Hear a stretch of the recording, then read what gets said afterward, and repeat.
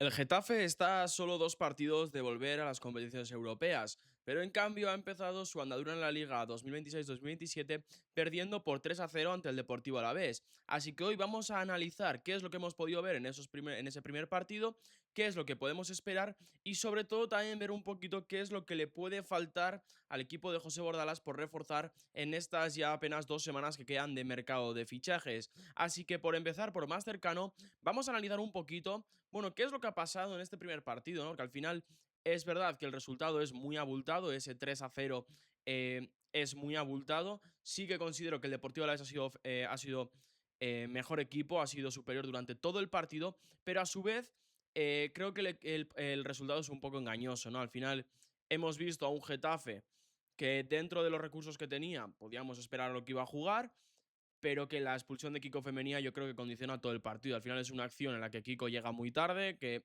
creo que es una roja justa, aunque ya sabéis que yo aquí no voy a entrar en este tipo de análisis.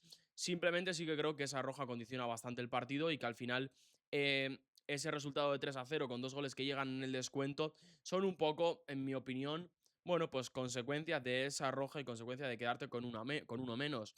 Sí que es verdad y la sensación que me ha dado en este partido es que al Getafe le falta algún que otro recurso, ¿no? Después veremos un poco los jugadores que ya han llegado, em, pero sí que creo que le falta algún que otro recurso, ¿no?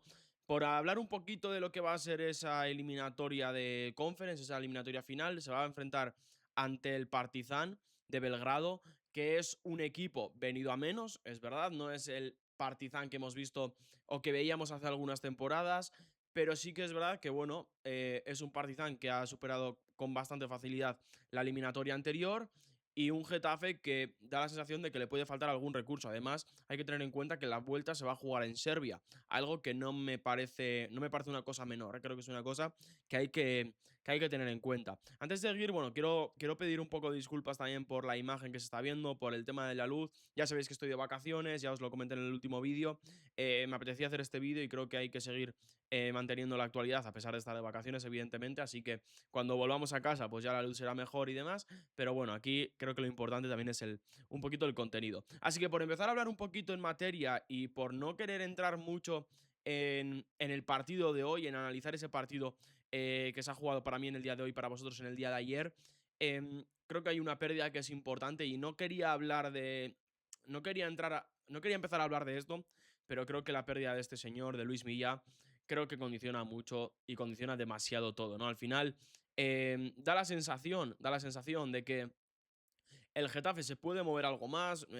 Comentaba el presidente de que se iba a mover en algo más en lo que viene a ser este final de mercado. No se ha hablado de perfiles, pero a mí me parece que el Getafe necesita un creador de juego porque parece, y después hablaremos de Ramón Terrats, parece que Bordalás no termina de ver a Ramón Terrats en esa posición.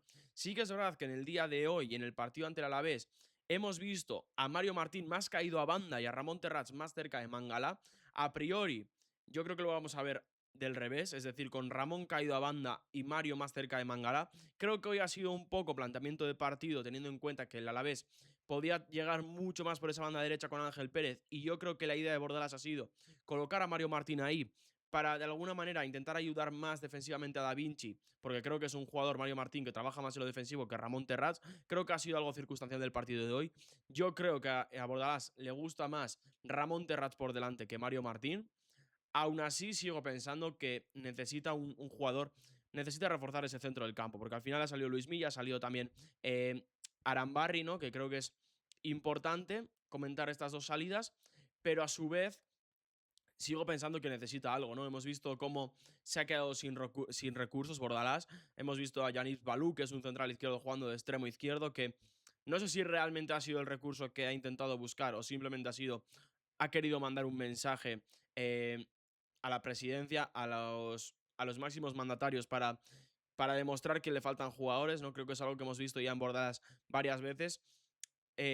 Y yo estoy de acuerdo, ¿no? Creo que hablábamos antes de Ramón Terrats, creo que puede ser un jugador útil y creo que puede ser un jugador que parta de esa base de la jugada, pero a mí es un jugador, y creo que tanto a mí como a Bordalás, le gusta un escalón más por delante, es decir, en lo que sería una media punta.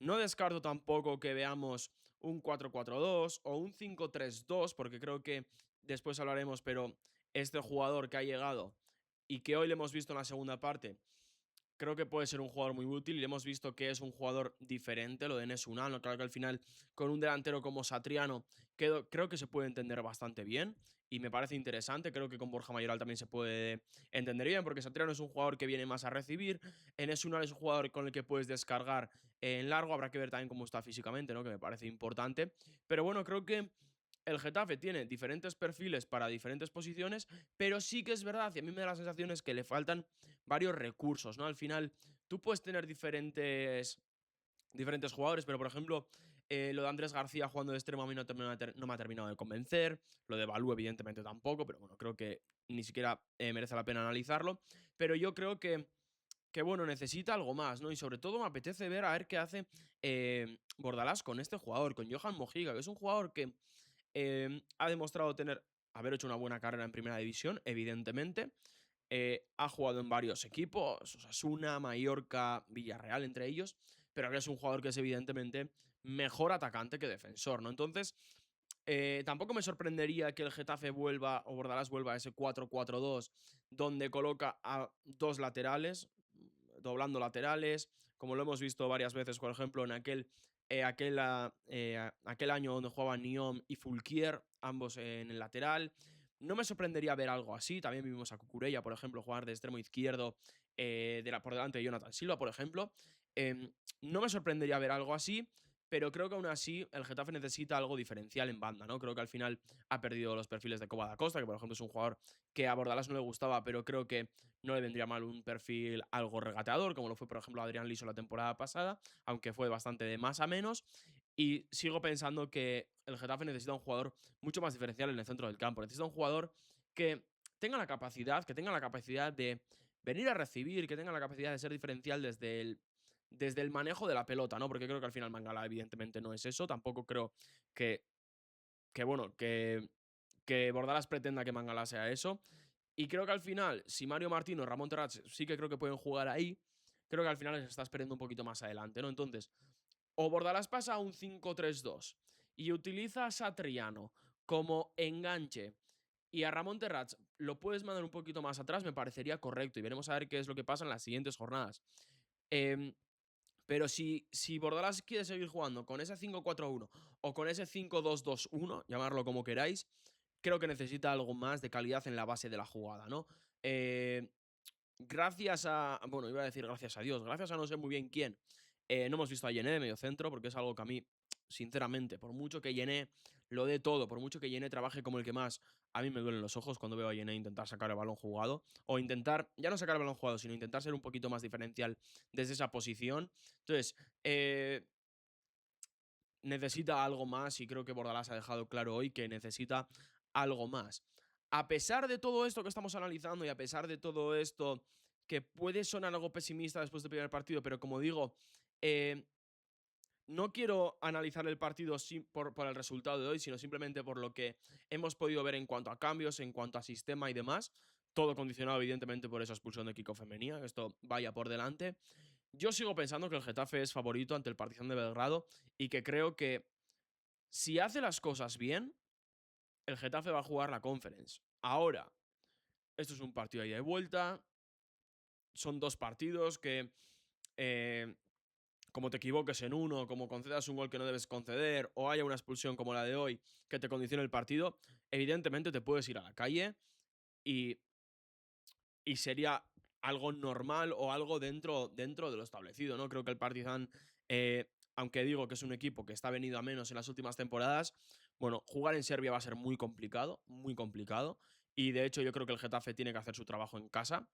Eh, y aunque piense que el Getafe es favorito, es verdad que no le ha tocado ningún caramelo. Creo que había muchísimos caramelos que te podían tocar en la Conference, porque al final, bueno, pues es un torneo, vamos a decir, menor. Y creo que el Getafe debería de ser, viniendo de la Liga Española, uno de los favoritos, ya no os digo a ganarla, pero bueno, sí a estar entre los 8 primeros y a llegar medianamente lejos, vamos a dejarlo en medianamente. Eh, pero creo que va a ser una eliminatoria bastante complicada, ¿no? Y creo que todavía el Getafe, que es verdad que quedan 5 días para que se juegue el partido de ida, quedarán casi, bueno, más de 10 para el partido de vuelta, ya cuando se juegue el partido de vuelta, prácticamente el mercado va a estar cerrado a falta de 3-4 días. Entonces yo creo que el Getafe va a intentar llegar por lo menos al partido de vuelta con la plantilla cerrada. Yo creo que es la idea. Em, pero bueno, yo creo que el Getafe en estos días va a intentar mejorar la plantilla y creo que va a intentar, bueno, dejarla a Bordalas la plantilla lo más cerrada posible para esa eliminatoria que, aunque creo que no es la prioridad absoluta del Getafe, esta Conference League, creo que la prioridad sigue estando y tiene que seguir estando en conseguir la salvación. Creo que es algo que ilusiona, evidentemente, y creo que es algo que al Getafe le va a apetecer. Así que dejadme en comentarios si veis al Getafe preparado para la Conference, qué creéis que puede necesitar, qué creéis que todavía eh, tiene que fichar, si pensáis que puede haber alguna salida, que creo que no, pero bueno, puede ser algo interesante a analizar. Dejadmelo todo en comentarios, suscribiros, dejar un like y demás, y nosotros nos vemos en el próximo vídeo.